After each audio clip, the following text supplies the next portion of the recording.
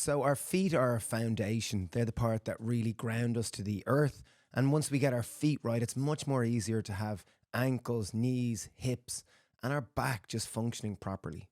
The farm is mucky, so we always wear our Vivo Barefoot hiking boots. We've worn nothing but Vivo Barefoot shoes for the last 7 years. So we would only ever partner and promote a brand that we really believe in. And that's why we have only worn Vivo Barefoot shoes for the last 7 years. We love them as a business. They're B Corp. And as a result, we'd love to offer you, a part of our community, 15% off your next pair of Vivos. Simply use the code HAPPYPEAR15. The link is just below in the description.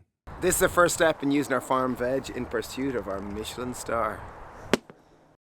Welcome to high protein spaghetti bolognese! If we got €1 for every time we were asked where'd you get your protein, we would be millionaires at this point. Millionaires! Genuinely we would, because we've been vegan for more than 20 years. That's been a lot of people going, where'd you get your protein from? So this pasta, it's delicious. It really, really is. We're using a red lentil pasta, which is naturally high in protein. It's got 26 grams. There's loads of different high protein pastas out there. This one is nice. It's very tasty. We're also using walnut and lentils to add protein as our bolognese.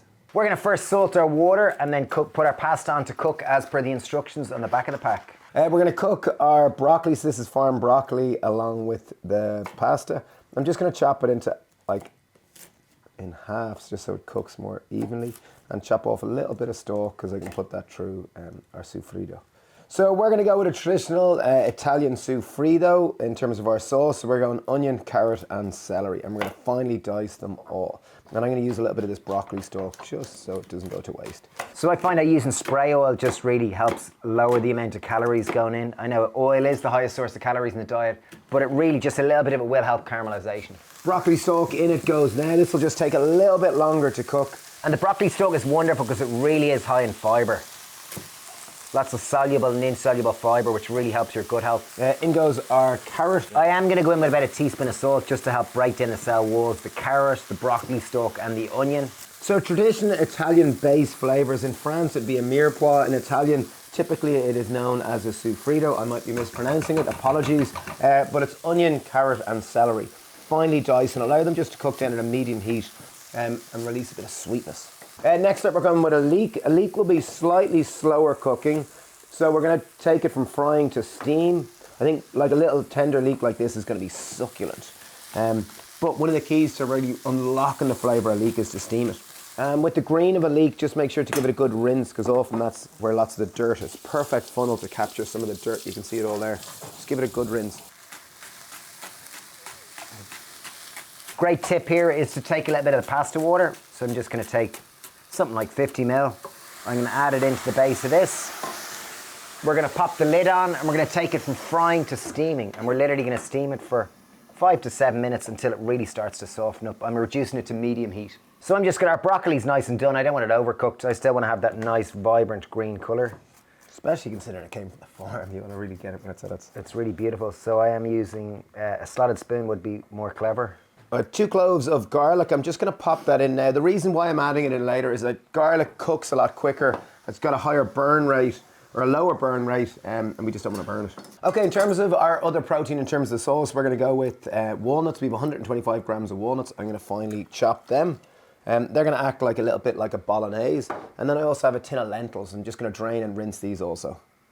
Just rinse them until the liquid comes out clear. Okay, so we've steamed in the veg. They look really juicy.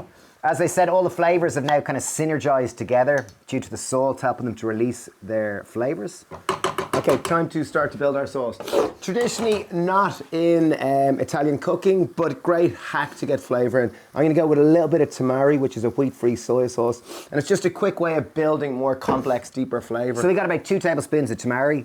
We've got 1 jar of passata, that's about 680 grams. We want to make this really saucy. We've got a little bit of tomato concentrate. I'm probably going to put in the full jar because I find I never use any leftovers from it. So this is 200 grams, as I was saying. It's just going to give us a thicker, more kind of intense tomato sauce that's going to help coat this pasta perfectly. It will also give a little bit of sweetness, which is great. I love a sweet tomato sauce, and especially with lentils, which can be quite earthy in terms of our red lentil pasta. I'm going to go with a tablespoon of maple syrup. It's just going to help offset any acidity. And the wonderful thing about the red lentil pasta is it cooks down and it's brown. It looks like a traditional pasta, and it does go nice and soft and al dente. Beautiful. Okay, probably just a minute off it. Been We're going done. to add in our cooked walnuts, or not our cooked, but our chopped walnuts. In go our lentils too. And these are going to be our protein. And they're going to really give like a mince-like texture. Okay, best way to know when your pasta is done is the carbohydrate test, which my first girlfriend, the wonderful Gemma Kennedy, first told me. So literally, take a bit of pasta and go, done. Hey! Finally it's worked. Woo! Look at that, sticky. So I'm going to drain our pasta and get it ready for serving.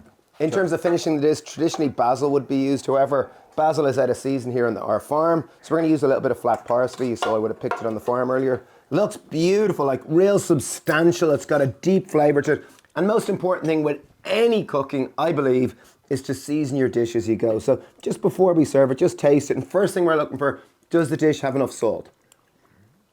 Nope, could do it another bit. It's lovely. Beautiful, beautiful textures of it. It's a good thick sauce. So I'll go in with about a teaspoon of salt. A little bit of black pepper, possibly about half a teaspoon.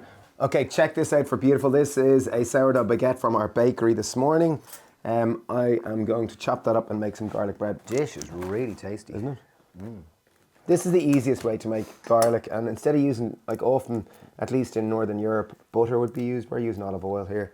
So just take your clove of garlic, just give it a nice brush. It will be rub it into the bread. It will be quite strong. Nice pinch of salt. Just a little bit of mixed herbs. It'll just add a tiny bit more complexity to it. So we're literally just going to brush on a little bit of olive oil on top. So the trick, if you're going to toast it after you've oiled it up, is just to brush both sides. Okay, toast looks absolutely magnificent. The sauce tastes amazing, like it really is epic. Like it's super tasty.